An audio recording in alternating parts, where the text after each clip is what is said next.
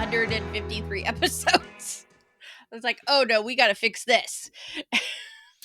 And the problem also for like, I totally get that too, right? Because like you have like podcasts such as myself, and I don't know about yours, where when we first started the podcast, it was a society and culture podcast. Mm. You know, it's still a society and culture podcast, but like honestly, like this point, like it's more comedy. It's more of like me talking with people, you know, like you such as yourself as like a podcaster, or I have artists that come on, or whatever it may be. Right. But when you're changing, you know, the algorithm doesn't understand that like the old shit is not what you're doing, you know? Yes. Yeah, there are definitely costs and, you know, pluses and benefits to doing that and keeping on the same feed. I've seen several people do it, but yeah, I get what you're saying. Just because you know you change doesn't mean the app knows it's different.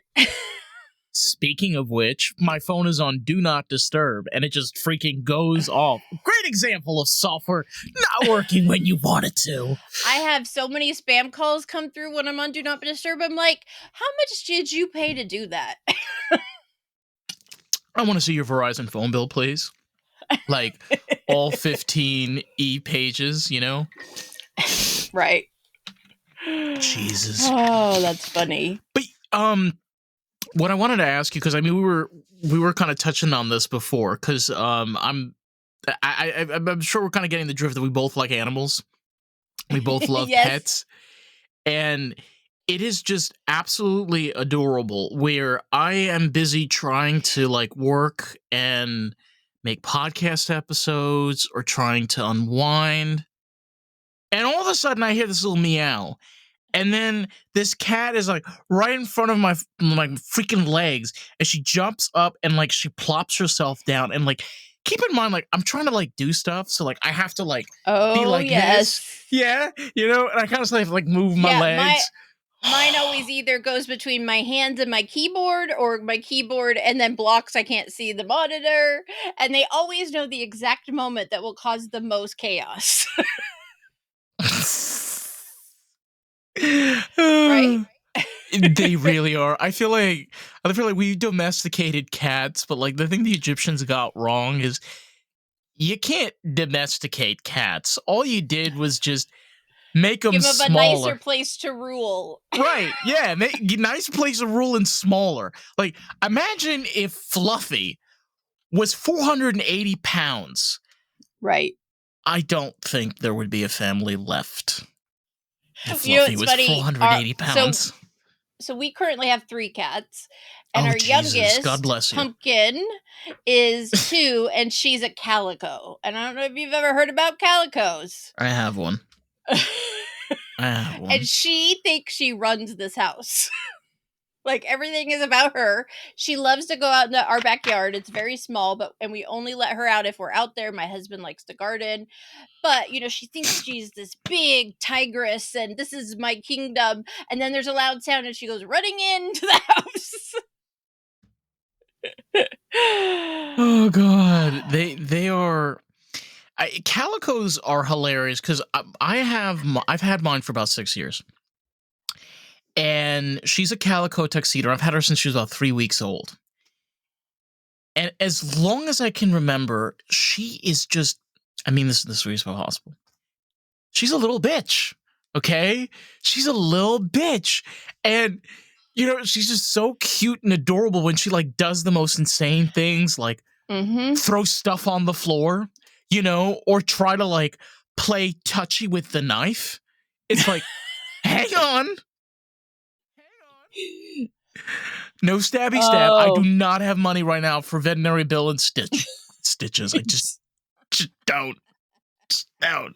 I don't know what it is in cat's brain that know that they're finding the thing to do that causes the most destruction, and you don't want it. And if you say no, they want to do it more. Yeah, they're little demons, but we love them. What honestly, I'll tell you something that I really love about pets, and like I can talk about this shit for like an hour or even 5 hours. Even though she's a little girl, she's so manly. Like she's such a boy. But at the same time, like, it's like weird with pets. It's like they could be a girl or a boy. Right.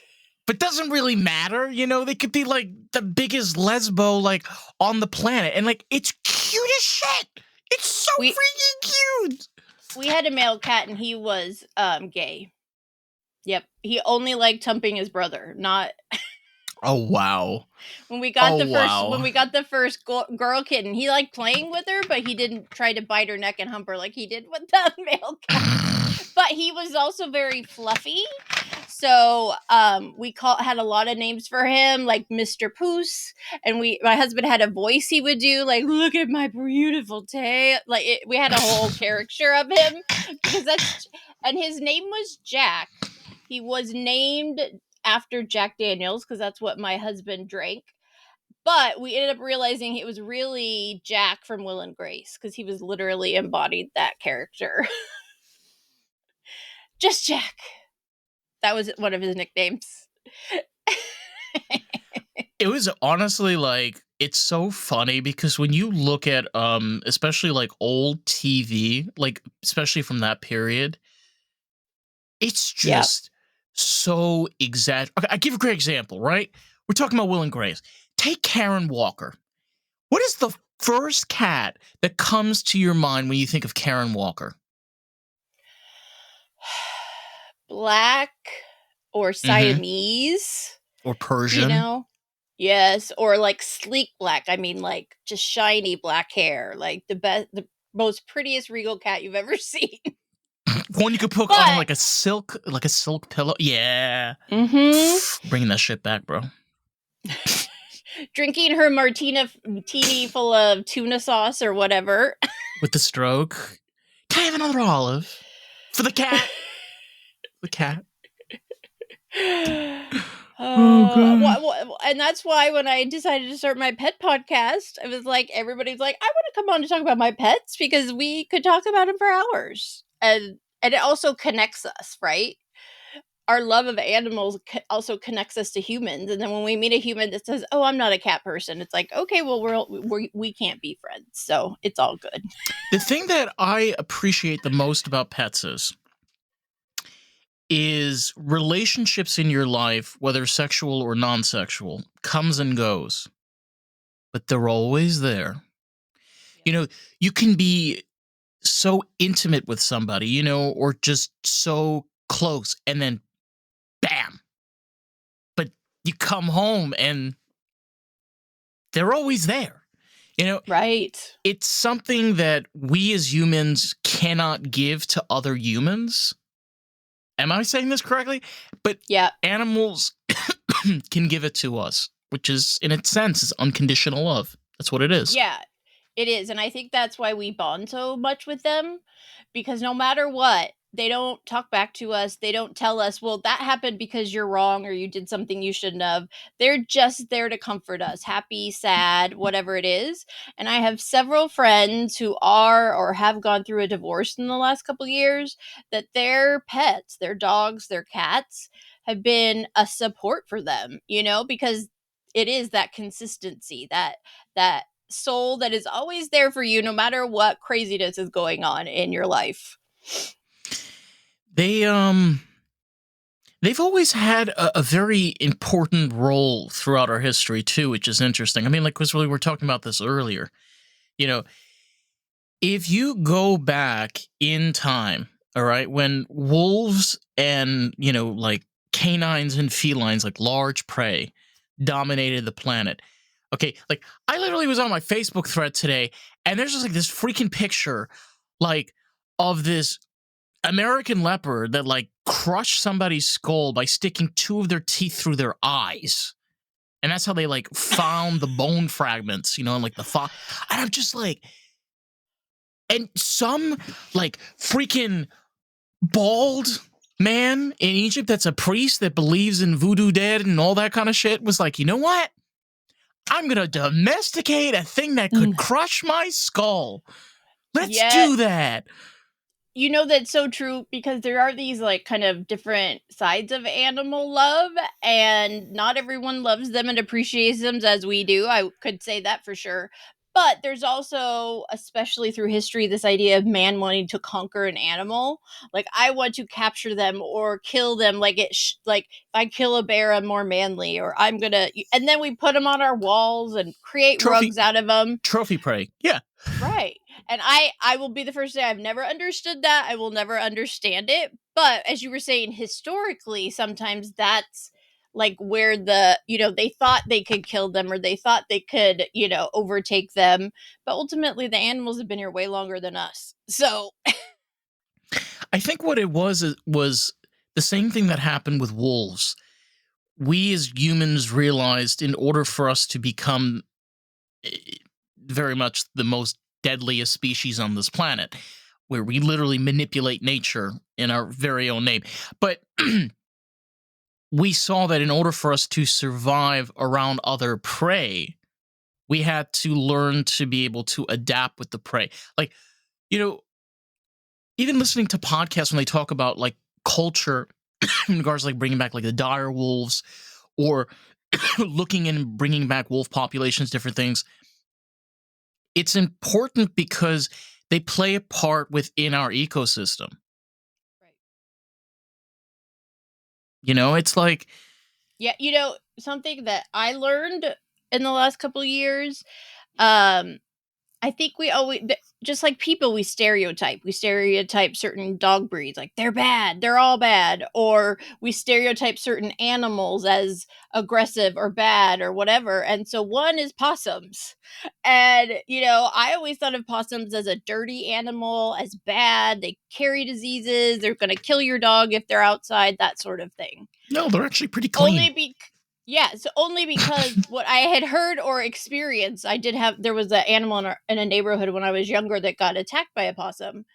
But I know none of that's true, because we had a possum for 9 months.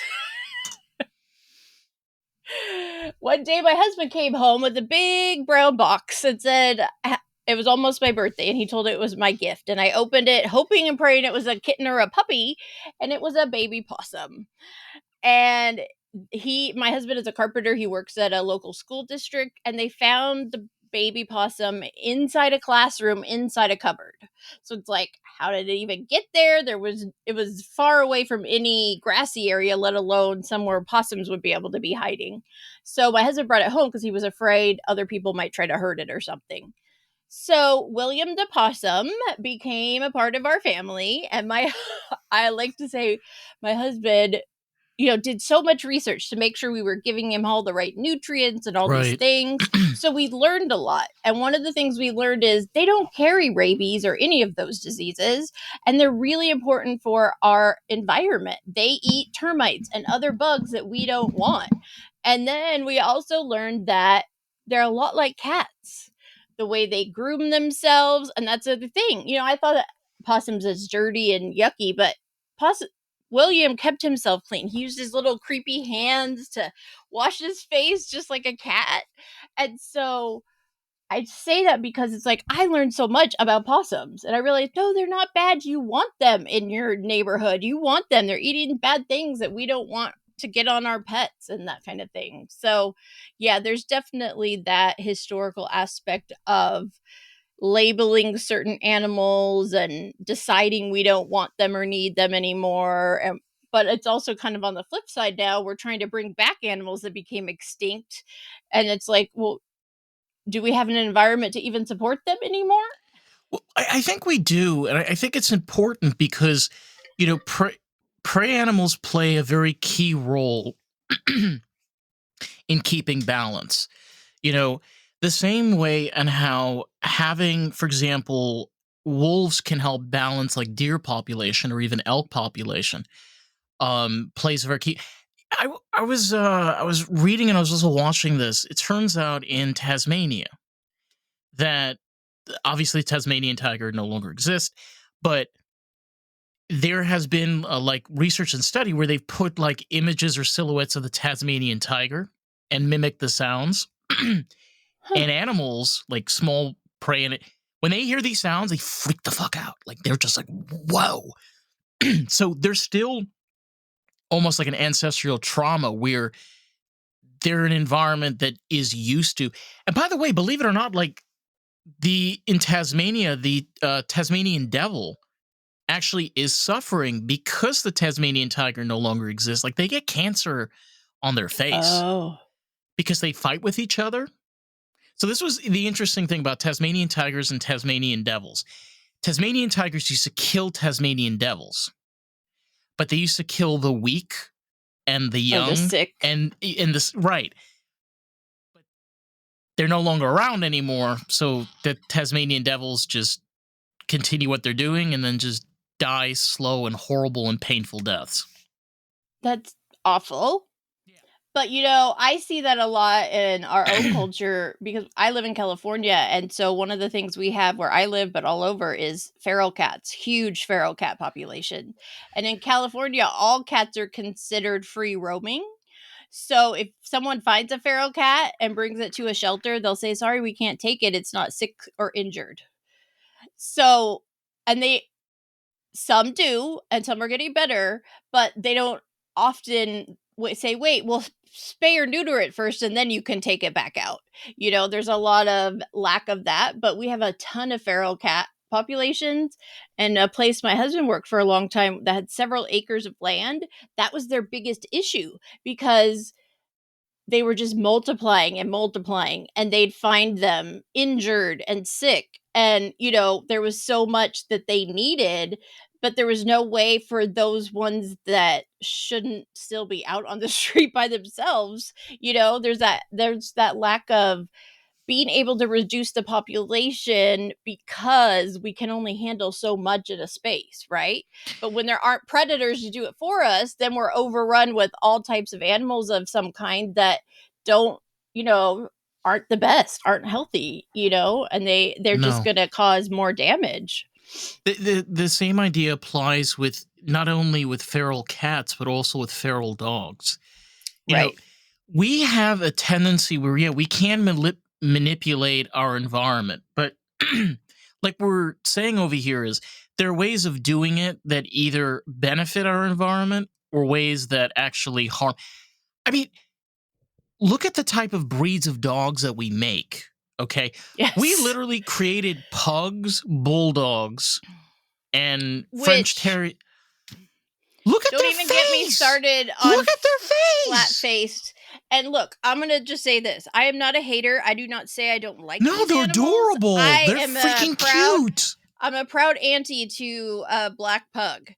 But he has had so many health issues because flat faces is not a natural product. And that doesn't exist. It was created. That breed was created by mixing certain dogs to get that. Inbreeding. And the flat faces of dogs and cats, those animals have so many more health issues, breathing issues, eating issues, because that's not how a dog should have its face, right? It's just not supposed to be like that. And I'm not saying I don't want those dogs anymore. It's just that people have to realize buying and breeding them, are going to be more than likely, there's a high risk there's some medical issue because of how they've been bred. And it breaks my heart because the poor animals didn't ask to be made like that. They don't want to suffer. Yeah, there's so much of that breeding issue. One of the ones I've seen a lot in my own area is breeding huskies.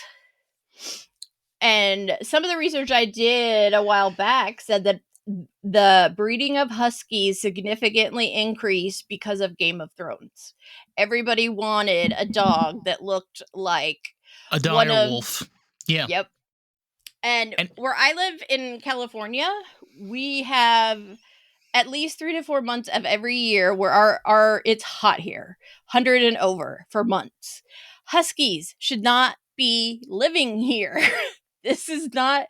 And then because there's so many and people keep breeding, there's so many in the shelters, and then they're stuck in a shelter which is hot and sweaty in the heat.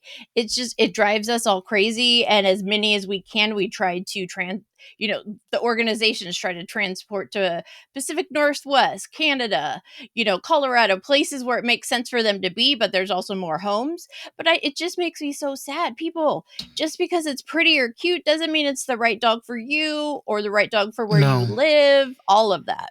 I mean, the same thing also applies, and this is something I wanted to talk to you about because I have friends that have pit bulls and Rottweilers. And in my personal experience, pit bulls and Rottweilers are some of the sweetest dogs. The thing that I have noticed about pit bulls more than anything is they watch you so well. They learn your mimics, your hiccups, your weird things that you do. Like, so if you're generally a vicious and violent person, usually the pit bull is going to be vicious and violent. Like, they're the type of dog that you know exactly what kind of person you're going to deal with. And Rottweilers are the exact same. Like, they look big and scary, but they're the biggest babies. Oh my God. And I They're can the say, biggest babies. That is a struggle I have on the podcast or when I meet people and they go off on pitties. And I'm like, first of all, just like you can't label people by their skin color and breed and gender or whatever. Not all pitties are bad because you think they are. And absolutely, the pitties I have met when I volunteer or I actually dog sat for a while for the sweetest damn pitty you would ever meet, Lizzie. And it's just like people don't get. These are the sweetest dogs. They are so loyal, are so loving. They will like protect their people. They will watch over the kids in their family. I don't know how many pitties I follow that they call them nanny dogs because they literally will watch over their children like it's their puppy. And And it's I so mean, sad that people it's just think crazy. they're all bad because they're not. They're some of the most amazing dogs that you can interact You can with. own. And like it's wild because okay, here's a newsflash, all right? If you're in a situation where you're being robbed or you're like being threatened, a pit bull will probably save your life. A husky will just run away. Absolutely. And I'm having images of things I've seen where a pit bull has protected their owner or they've gone back into a house on fire to get somebody out. Like they will literally put their life on the line for people. And they're the sweetest. And what you said was so true. They learn about you. Like our pets know what we do at certain times in certain ways. And if you have a great pet, they're just going to want to be with you all the time. And that is totally how pitties are. The ones I've interacted with personally, they love people. Lizzie wanted to sit in front of her front door all day long because she wanted to say hi to everybody that walked or drove by. Like they were all coming to meet her. She was the most social dog I have ever met. It was crazy. Well, I think what we're learning from this is, even with all the advancements of technology and how we know how to do gene modification, we know how to make pretty good, breeds of dogs. Okay. Let's be real. But at the same time, it's like we always like to hold on to the past. The same idea, like, I'm going to throw this out there because, like, we've already been talking about this. People like to throw out the idea, like, why would you bring back a woolly mammoth? Like, that sounds stupid. They're huge. Well, it turns out woolly mammoths are about the same size as an Asian elephant. And I've seen elephants in person. They're freaking huge. They're an elephant. Okay?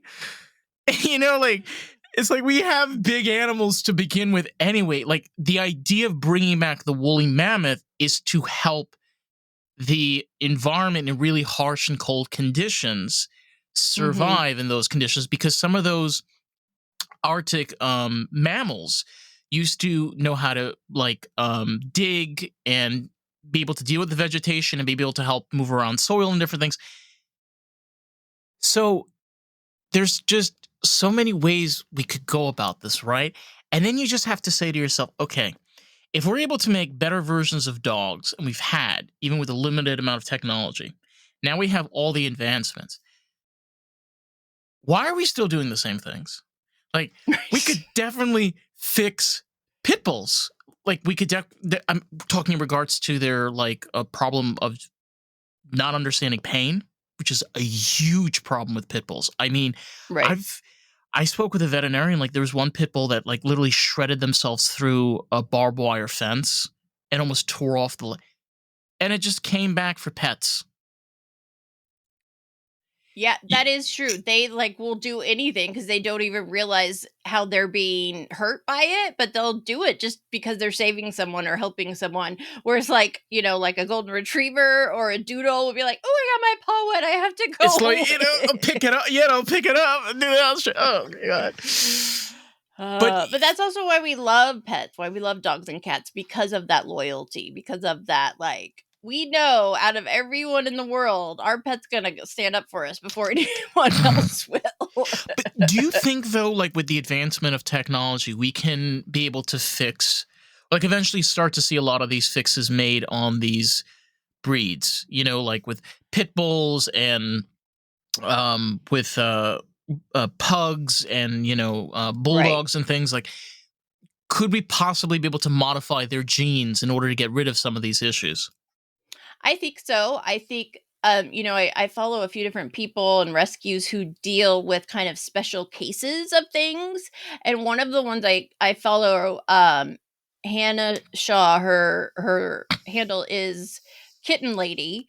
And she started an organization called the Orphan Kitten Club. And one of the things they do is not only rescue, orphan kittens, neonates, kittens with certain medical issues that are rare, but they also research. She works with like UC Davis, and even if they lose one, they'll do an autopsy and figure out what happened. Like, they're actually utilizing her rescue efforts and the individual animals. And now she does dogs too. They have two puppies now, they're chihuahuas, and they've been really looking at, like, no matter what, yes, certain breeds have certain characteristics, but certain breeds are also more likely to get certain cancers or certain other illnesses. And so I do think we should be utilizing that information to make improvements, because what I've learned is breeding's not going to go away because there's too much money in the world of dogs, but we could be breeding more ethically in a lot of ways. And the big thing we need to stop is backyard breeding. Individual people should not be breeding dogs because they think they're going to make money, because then we end up with too many and they can't handle it and they can't find people to buy them and they have medical costs they can't cover. But we are talking about breeding specifically for important things. Like, I'm a big advocate for therapy dogs, and of course they're breeding. They're breeding historical lines of dogs that are great therapy dogs, that are great guide dogs, that are great, whatever it is. So they have a lot of labs, they have a lot of Goldens, but they're also not breeding just to breed. They're breeding for a purpose. And if a Yeah. dog goes through their training and doesn't end up being a good service dog, then they make sure they're adopted. And I think that's important for people to realize, that we should be using this info to make advances so that the dogs we know are, you know, we can make it better. We can give them longer, healthier lives. It's the same idea, like with feral, or for example, my case, she's a mutt and she is a runt. So she's a runt of her little, and Oh, she's 16 pounds. Okay, but like this little trooper has is like down to 2 lives. Okay, her right. paws like ripped tush off by raccoon. I mean, the list just goes on. And I asked the vet, I said to her, I said, is it normal? Like, I mean, because I've heard stories like, cats, they eventually get cancer and stuff. She looked me dead ass in the face. She said, let me tell you something. She said, calicos are not only like the guardians of the galaxy of cats, but they can be put through hell and back. And she's like, they live like 25 years. You're okay. Yeah, it's probably because, calico kind of comes from a mixture of certain things, right?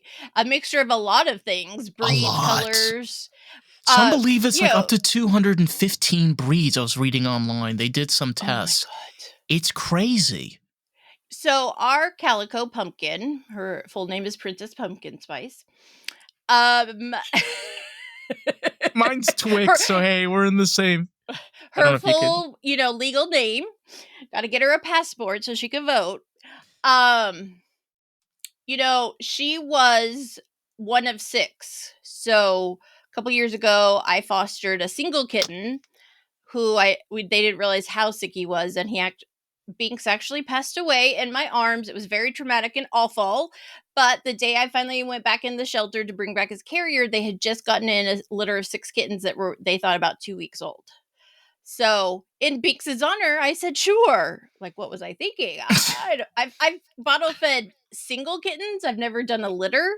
And it was literally a full-time job. You start feeding the first. By the time you get to the sixth, the first one's hungry again. It was but so Pumpkin, so there were three boys and three girls. Pumpkin is a calico. She has a ton of dark hair, black and, really dark and bright orange. The other two girls were more white with little spots of calico. And then one boy was white with spots of orange, and the other two boys were tuxedos. Oh my God, they were so cute. And one of those I tuxes was love the runt, like tuxedos. yours. He was so little, and it really struggled for him to gain any weight in the first couple weeks. After 6.5 weeks, he was, I think, either the biggest or the second to biggest, right? Because I made sure that runt was getting extra. But just in that litter alone shows all the variations that are connected to calico. Like you said, tuxedos are, and orange cats are. And then there's, like the white ones also had a little calico. So just those six really helped me to see the vast, not just the vast, but how much different breeds and colors and versions are in that calico family, because they were all probably born from either a mom or a dad that was a calico, but they all got different parts of it. And only some of them got the full calico.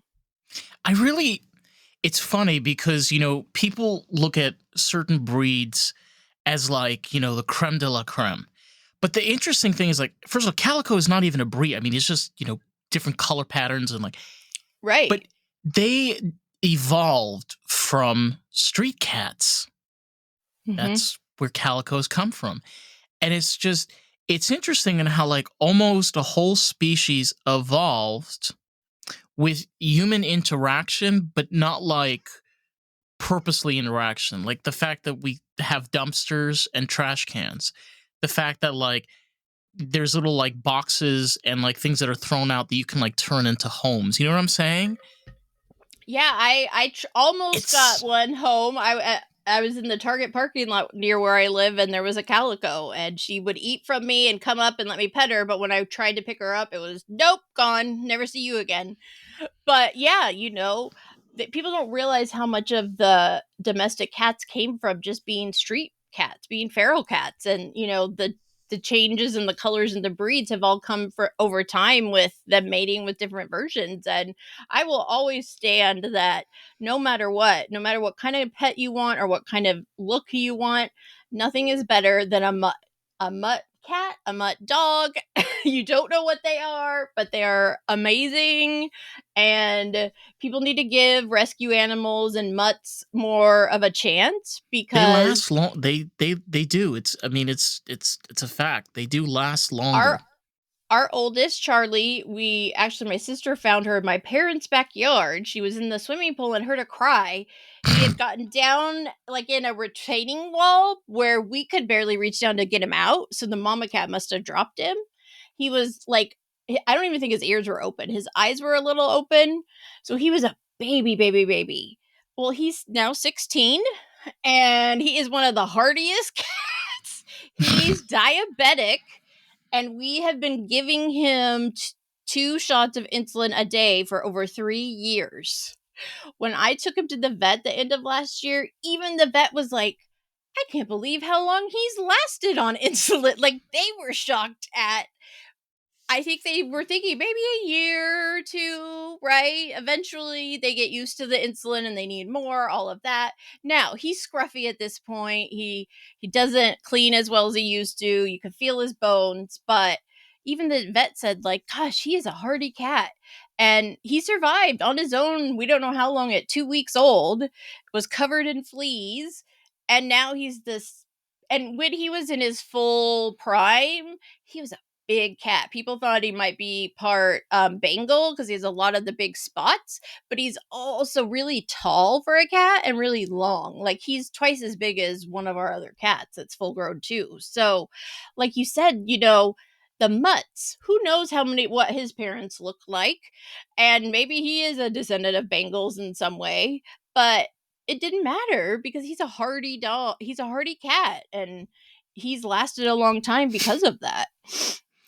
It's really strange because no matter how many ways you look at it, it's like they age differently than we do.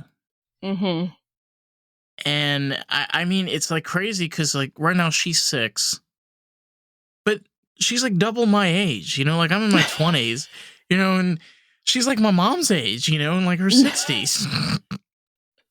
I know, we call Charlie our little old man because it's like some days we gotta come to him and be like, "Can you do it, or do we need to lift you down or lift you up?" Right? He's a little old man, but again, it's crazy, and I also want people to think about the fact that their lives are so much shorter.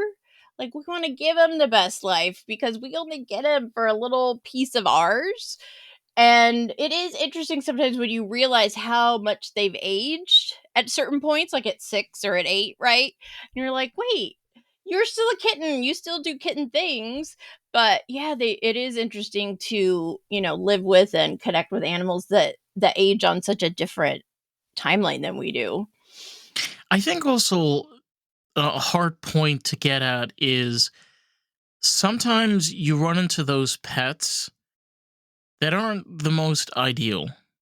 And you try to make those relationships work, but unfortunately it usually ends up where people are like, "Can you please get rid of this thing? Like, Mm-hmm. I know you love it, but it's driving us all crazy."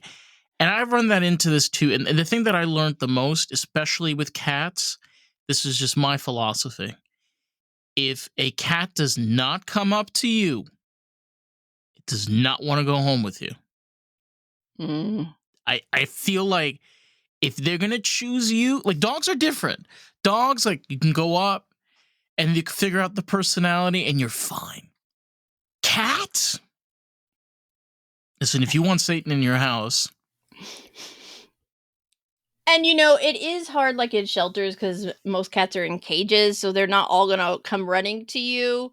But I also think it's a really important point because not every pet is right for you and your family, right for you and the way you live, the space you live in. I would love to have a dog. I'd love to have a big dog or a little dog, but we have a very small yard and there's not a lot of grass. And it's like, we know it doesn't make sense, but someday maybe it will, or we'll come across the right one, right? So I always say to people, don't force it. Like if it's not working, but also don't give up on them so easily. That's why so many are in shelters. Like, oh, this is inconvenient now, I'll just take it to the shelter. So there's, different levels of that, but finding the right pet, breed, personality is important because you don't want to go through all that and then end up with a pet that makes no sense for you. Like a husky. Don't get a husky if you don't have a yard. Don't get a Or live in husky if you don't Florida, have time to walk it. yeah, or live in California. Like, don't, Right. no. But Unless you're in the mountains, that's okay. But other places, no. no, especially where it's hot and dry, absolutely not. I just, I mean, in my case, I don't really talk about this very often, but I did have another cat besides Twix. And the problem with her was she was possessed by the devil. Okay? She was an evil cat, all right? Like, she liked biting just out of enjoyment. She liked scratching and hurting just so you could bleed. Like, and the problem was also like when I had Twix and like she was 3 weeks old, she was bullying and stealing food from Twix. So there were Oh. times like Twix wasn't getting any food. And then I had a video on my phone. This is so cute. Like, imagine like this little tiny little peewee. So what did she figure it out? She would go on top of I had their food set up like under my coffee table. She'd get on top of the coffee table and she'd wait until the other cat would like go and eat. And then she would like get into a little shimmy yay and jump on top of her and attack her like from above. And she became like a little bit resilient, but like eventually I had to get rid of the other cat. And it was crazy. Like the night and day difference is like Twix was still like a really sweet cat, but she all of a sudden was more communicative. Like she was more eager active. to be more active. Yeah. Like she more like kind of wanted to come out and like explore. And then like it kind of clicked. Right. It's still hard. It's true. There are some pets that should be only pets for whatever reason, whether it's their personality. I know someone I've interviewed a couple times on my pet podcast. She is the executive director of a dog rescue. And before she became that, she volunteered with the same rescue and met her dog that is now her personal dog. And she said, I had to realize that if I got her, I knew because they told me she cannot live with other dogs. She just doesn't like him. She could be around him, but they learned through having her in foster that she needed to be the only dog. And so she made the decision to adopt her because they wanted her, but she knew the whole time they had her, she wouldn't be able to rescue any other dogs for her family. And so, yeah, I think it's true. There are some animals that just, whether it's their personality or trauma they've been through, they just need to be the only pet. And you also want to protect your pets, both sides. You know, you don't want to put your pets in situations that are going to stress them out all the time. No, and it's also understanding like amount of limitation. I mean, I can talk about from my own personal experience. Twix is very much like a dog where, you know, she likes to roll over, she likes to go on walks and things of that nature. And like, I used to take her out on walks, but the thing is that like, she's still a runt and a mutt, and I got her at 3 weeks, and like, I kind of became her mother, and obviously like, I'm not a cat, so she doesn't have those basic feral instincts as much. I mean, cats still have certain things they do no matter how they were raised, but I get what you're saying, because that's why we don't let our cats outside without us, because we know they don't know how to defend themselves or deal with unknown animals. So yeah, it is about protecting your pet too. And you know, the problem is that like, she doesn't understand that if you run away for 3 days, it's not going to be fun. Okay. Right. Every time she's ran away and come back, I have had to be her physical therapist, her psychiatrist. Like, I remember like I think my mom has a picture of this. I literally had to hold her to put her to sleep. Like, she was that much traumatized. And you think like she'd do this once. No, there's been one of my dogs growing up was a runner, and if we put him outside after the gardener had been there, which he hated, if they hadn't secured that fence, he was off on his adventure, and he did it all the time. So he didn't understand the danger he was facing by doing it. But then they come back and you have to like, got been through trauma therapy. God.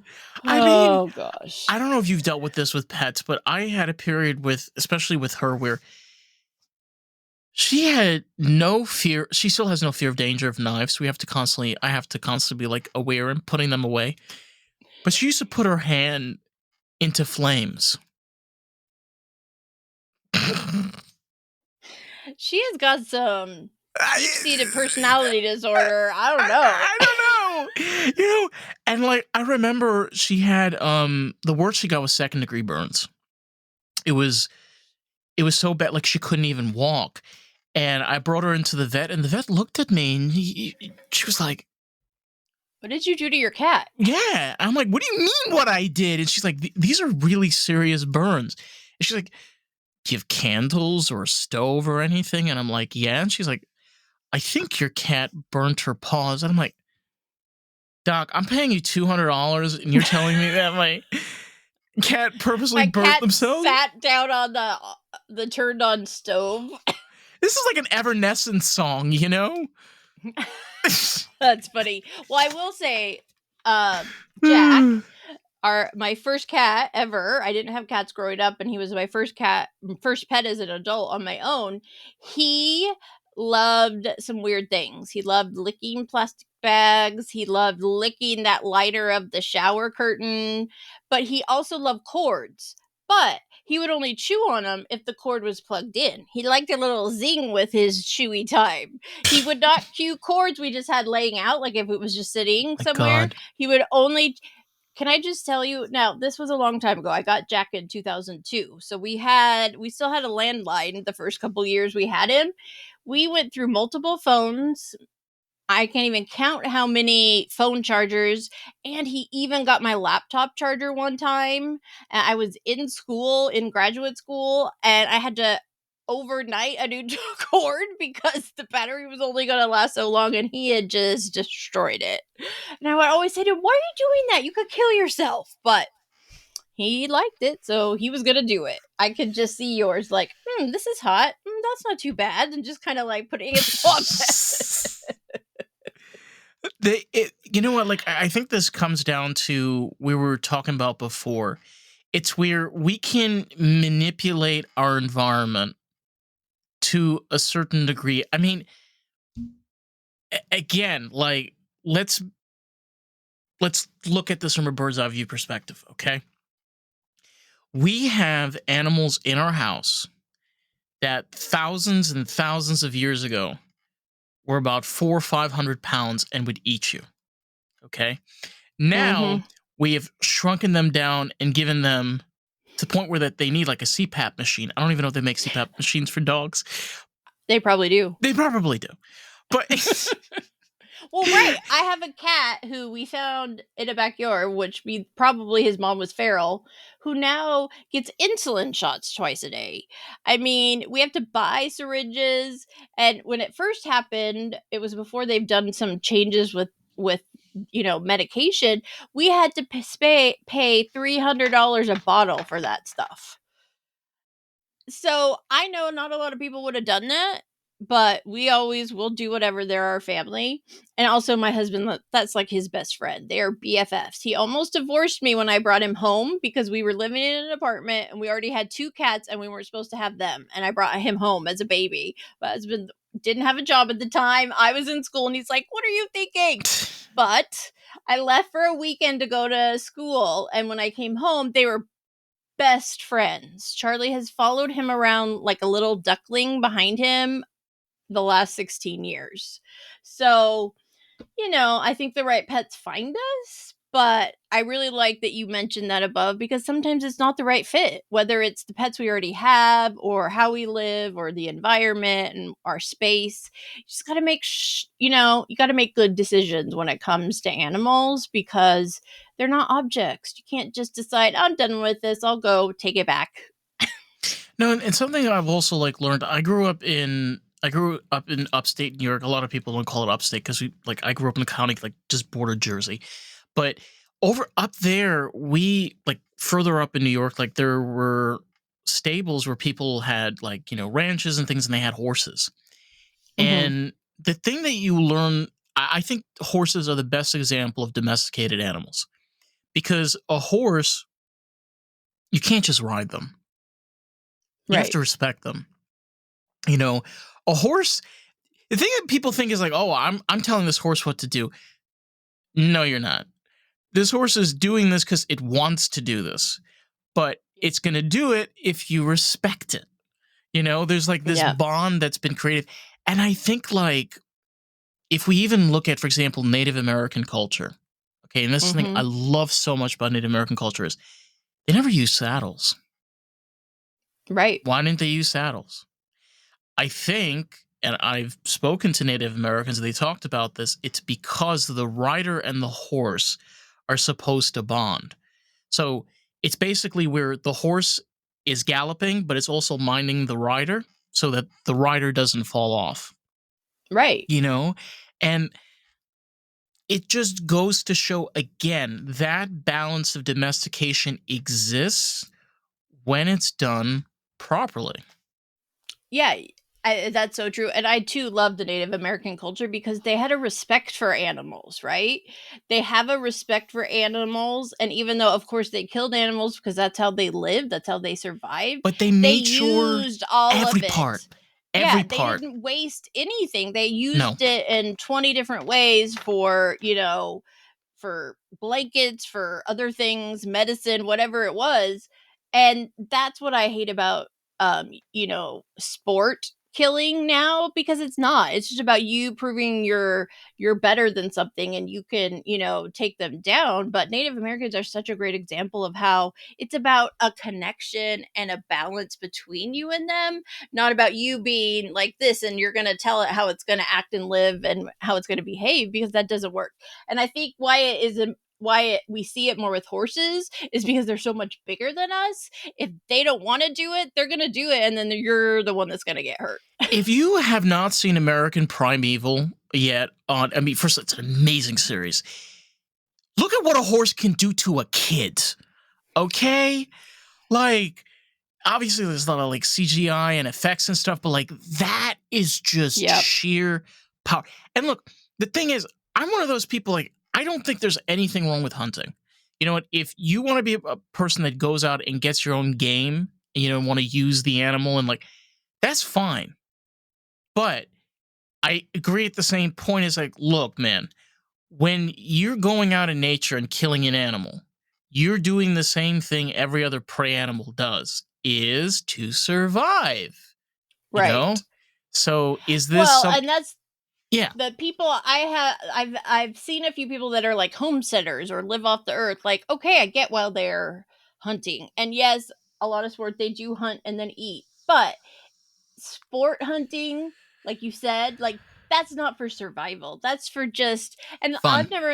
I've never understood catch and release fishing. Like, you're just torturing them. You're not even going to eat them. Like, you know, and but also, like we said, like, we don't want them to be tortured. We don't want them to die awful, horrible deaths. We don't want them to just be killed and for nothing, for no reason, right? Eat them, do whatever you're doing. But yeah, there is that, and it's also that I think a lot of us, we have lost our respect and compassion for animals Sorry. and their purpose. We have. I think also again like that is kind of the idea of being able to domesticate animals even down to like, people have raccoons and possums and foxes and ferrets, and I mean this just goes on. Like there's a lot of different animals you can domesticate and keep. Yeah, and I will say, I mentioned possums earlier. We did not keep him to domesticate him. He did live inside for 2/3 of the time we had him, but he was in a cage. He was never allowed to free roam, never allowed to be around our cats. And when he grew to a size and age big enough, I would hear him in his cage at night just rattling it. Like, you we realized he got to the point where he was grown and mature enough. He needed more space. He needed to be outside. And so we could have forced him to live like that for as long as he lived, but we weren't going to do that. Like, we wanted to protect him, but we also knew that that wasn't the right place for him now that he was bigger. And so my husband built him an outside house, but he could come in and out of it. My husband like did all the things in the yard to make sure he was protected and nothing would hurt him. And in the morning, my husband gets up really early for work. I would hear them. I would hear little footsteps, and I would hear my husband talking to William. They would go on a little stroll in the yard in the morning. And, we gave him his space. And one morning he went out there and he was gone. No evidence of him. We didn't see him hurt anywhere. He had just decided it was time to go find some other possums, right? And that was what we did. We didn't want to carry him around like a baby or put him in a backpack. Like, we weren't trying to force him into a life that wasn't right for him. We took care of him and raised him as well as we could, but we also allowed him to still be a possum. Yeah. I like that. I mean, it's the type of attitude where you got to remember, like, they're animals. You Right. know, in the end of the day, like they're wild and free, and they're just gonna, the same thing goes down to like we're even talking about like when you're taking animals off the streets. Hmm. As much as I love her, she's a street cat. She's feral. Like we call it domestication. Right. She's not a domesticated cat by any shape or form, you know? And sometimes you even find cats on the street that definitely had a home, so they want that again. But yeah, if they're raised that way or that's how they've lived for a length of time, you can't force them to be something they're not. And I also think that the big thing I see a lot, and I've heard from a lot of people on my podcast, is people adopt from a rescue or shelter. And then, oh God, I saw it so many times when I helped with adoption events that a day, 2 days later, the dog was back. Oh, it did this. Oh, my cat didn't like it. Or it tried to eat my cat. Or it pulled this down. Or it chewed this up. It's like, guys, it can't understand why It's an it's all of a animal. sudden in a new place. Maybe they didn't, why they were in the shelter. And like, imagine if it was us, right? If somebody took us right now, didn't speak English, couldn't communicate in any way I understood, and put me in this brand new house place out in the middle of somewhere, I would be on high alert, anxious, not knowing what to do, not knowing who to trust, right? You can't give an animal a day or two and expect them to be just like, oh, cool, I have a new home. Hey, guys. Like, it doesn't work that way. No, and I I've had conversations about this before with people where they are animals through and through. They are animals. You know, this idea, like you even see like these videos popping up where comparing animals, to like humans, they do the cute little meme things. People, they're animals, okay? They don't cry. They don't feel emotions the same way we do, and they don't process emotions the same way we do. Okay? Cats' way of processing fear is attack. You ever see a tiger where they eyes get nice and cute and they get in that cute little, that is called a pounce. They are getting into a Right. mode to attack you. you know? Right. So And also, they learn from you. So yes. if you're doing something destructive or harmful, they're going to learn, they're going to think it's okay, right? And I've had that happen with cats where it's like with us, they'll play and they'll bite a little, but they know not to fully, chomp in. Like Pumpkin will play, she'll bite, nibble a little, but she had a litter that she grew up with. And part of being in a litter for dogs and cats is learning play and how to play and all of that. Well, Charlie, who didn't have a litter, at least from 2 weeks on, he likes to play and be pet and use his buddy feet. But there was always this point at which we knew we had to stop because he would grab onto your arm or your hand and he would just grab it and then he would bite. And the strength of that cat's bite, we were hurt a few times and we learned there's a certain point where we don't want to push him because he doesn't know that that's like going to push him to the edge of actually being more of a predator bite than just playing. I have And the people same think they thing. can do that I with have the so same many thing. kinds of animals that, like, guys, it's still an animal. You can't get mad at it for biting when you did that to it. Yeah, I mean, also like something I've had to deal with particularly is she doesn't understand like boundaries and like rules. And, I've gotten scolded at like, oh my God, you're being too rough with your cat. I'm like, listen, okay, I have seen this cute little fluffy maul a poor little bird to death. I have Yeah. watched her torture a squirrel. Okay, I've seen this. All right. She may be cute and fluffy, but when she gets into certain modes, I just Yep. know like I gotta get involved and I gotta get her out of this, Yeah, we dealt with that a lot with Charlie because we had two other cats with him most of the time, but he was never around other animals. He was never outside of the house. He didn't go out at all. Um and so when we had to take him to the vet, he would go full feral. Like as soon as he saw that carrier, like so we wouldn't put it out. We wouldn't even we'd like have it somewhere he couldn't see it and then try to get him. Like no, he would pee on us if we picked him up.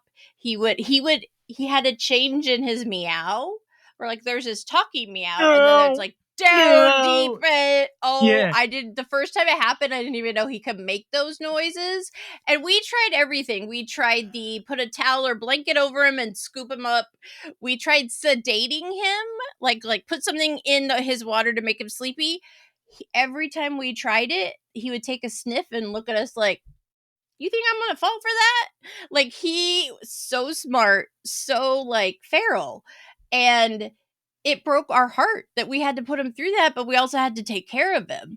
And so for a while, they would have to sedate him to do his exams because he wouldn't even let them, and they're professionals. And I hated that we were doing that, but eventually as he got older, well, he lost a little fight, but also he realized, especially after he got sick, was it's like he knew that meant he's being taken care of, right? So it's a little easier now. We don't have to go through all that, and the vet can examine him and do tests, and he doesn't fight them. But we also had to really realize that like we were putting him in a situation that was not good for him. It was dangerous, and that we would only do it if we absolutely had to take care of his health. But people who force their animals to do things that they don't like or that could harm them, that's the hardest part for me when I hear those stories, because you just don't want any animal to suffer in any way. No, and not at all. I mean, I remember when I moved down from Florida, I moved from New York, and I drove down here with Twix. And I mean, the car ride was insane.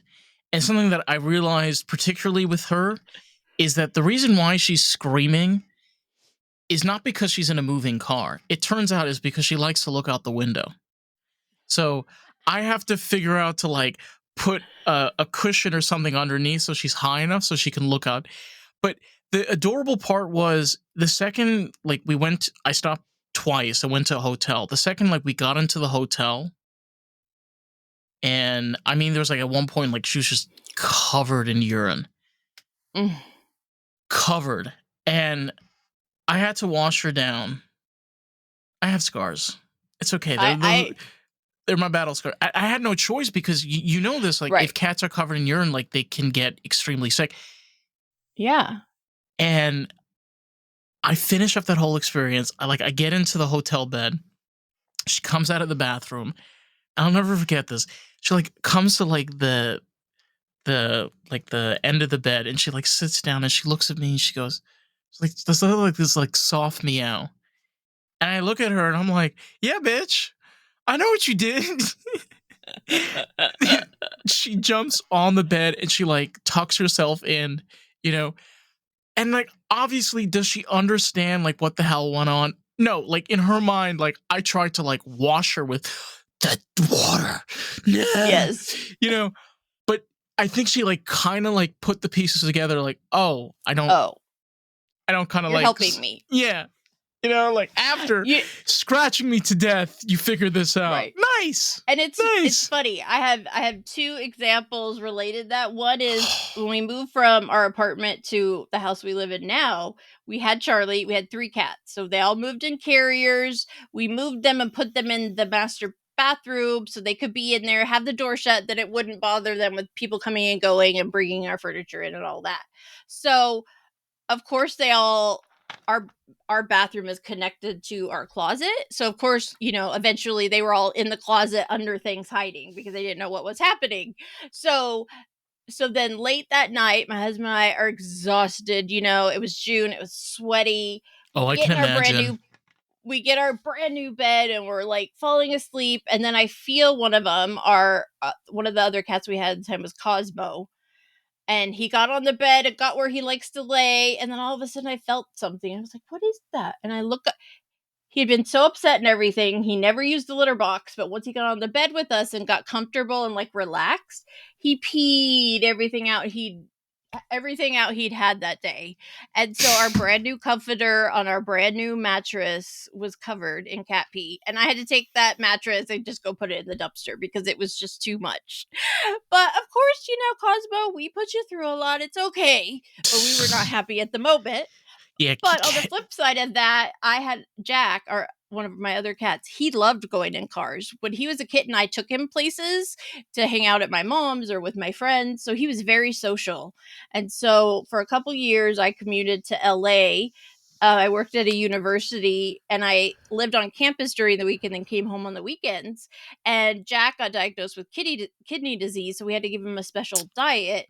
But because I wasn't home all the time, we couldn't make it was hard to manage the other cats not eating his food, and we didn't want to waste it. So I decided to take him with me. So he went on a 2-hour car drive both ways each day, and sometimes I'd pull into a drive-through to get a soda or coffee or something, and they would, come to the window and they look and they're like, "There's a cat on your lap." I'm like, "Yeah, there's a cat." Because he didn't mind car rides, but he didn't like staying in his carrier.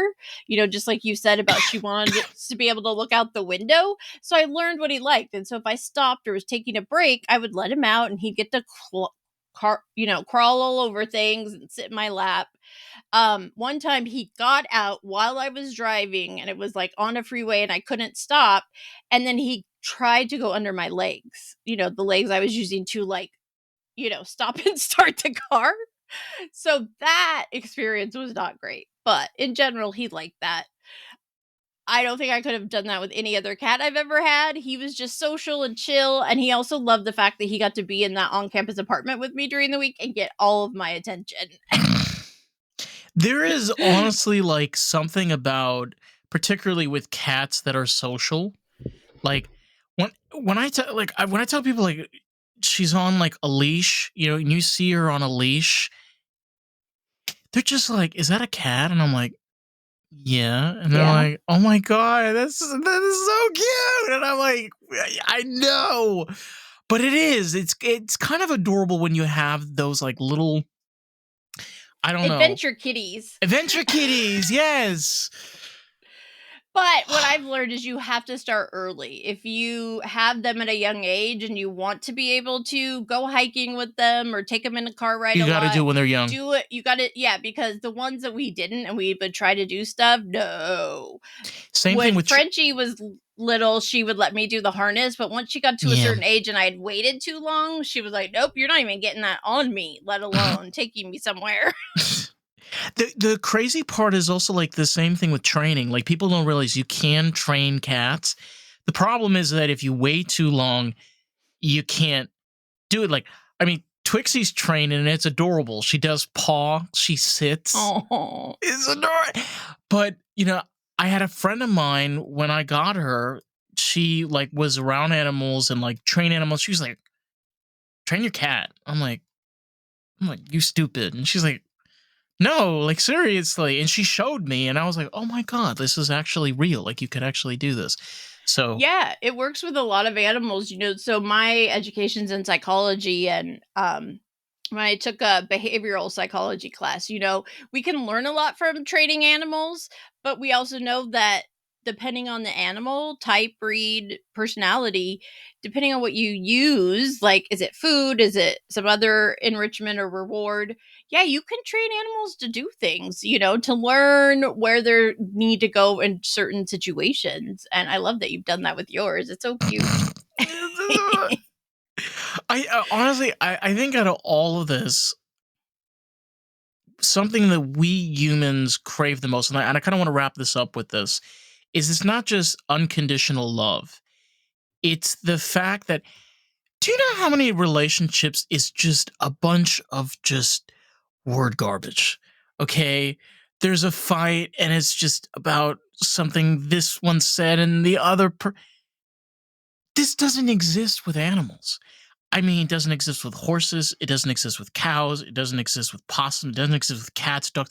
Like, it just exists with us humans, And like, if animals can learn to communicate with us without speaking our language, but yet we find it so easy to lose faith in somebody based on just words. So true. Yeah, maybe we'd be doing better if we couldn't talk. No, but honestly, like from a psychological perspective, I think it's really interesting to see the differences between the Right. level of communication and the amount of empathy and love and desire that comes with it. Yeah, I'm the first. We over-explain, over-analyze, overuse words and things and images. Whereas pets, it's like simple. It's like basic. Like you're on that level. You look at them, they look at you, right? That's how we communicate. And they can often sense things in us, whether we're physically sick or dealing with mental health issues or just having a bad day, right? And it's not the garbage. It's not us sitting there complaining and telling them all these things. It's they can connect with us and feel it, but we can't. We all have a really hard time doing that with each other. We do. I think also, and I want to tie this in with your podcast. I think that's where the conversation is so important. It's not necessarily about, a person having a pet. Obviously, look, we as podcasters, we need to communicate and talk and be able to have that flow. We need to be able to have what makes us us. But it's those conversations with those people that have those relationship with those animals. Like we've been discussing this whole time, like your relationship with Jack and your relationship with your pets that you've had in your life. And the same thing for me too. Whether it be positive or negative, we all have those stories. Not all of us. Some of us have those stories, right. And some all of us have those. Have those stories. Yes, all pet parents. Sorry, I should have been a little more exclusive. But yeah. Right. Yeah, absolutely. And I definitely didn't know that, and I didn't expect it with my pet podcast. It was more of like, for fun, let's talk about our pets and let me try out this whole podcasting thing. But the fact that people listened to those first 5 episodes and started reaching out to beyond, it was like this momentum that started for me with the story of my pet that I didn't expect. But I realized, yeah, there's a lot more people out there like me. And like when I tell my story, they're like, oh yeah, I had that happen too, just like you and I have done today. And that is what has like created and kept my podcast going, are those stories. And then the way that we connect with each other and the way the listener connects with us because of us sharing them. I think it's so important. Got a frog stuck in my throat. What is name of the podcast, and obviously socials? How can people find it? I'm sure you've got Apple Podcasts and Spotify and all the beautiful stuff. Yes, Ooh. it's everywhere. So the storyofmypetpodcast.com. You will find all of our episodes, blog posts. I do traditional audio, so I'm on Apple, Spotify, all the things, as well as full video episodes on my YouTube channel, Julie Marty-Pearson. And you can find me and the podcast I'm mainly on Instagram and Facebook. But I am testing out Substack, so come join me there too. I like that. I love exploring those different Substack. I'm trying Rumble, which turns out to actually be helping us. So cool. Honestly, in your case, I think Substack is excellent. You definitely, for example, you get subscribers and people that might be able to comment, even maybe other rescue or associations that might be doing things similar. Exactly. Oh my God, there's just there's so much opportunity. It's amazing. What I love about podcasting. It can be overwhelming, but there are so many opportunities and things to test out and see what's right for you and what you do. That I feel like I'm constantly learning, and it's been a really fun journey, and who knows where I'll end up in another 4 years. Hopefully with more pets. Is that the goal? Oh yeah. Okay. You get me, you see me. I get you.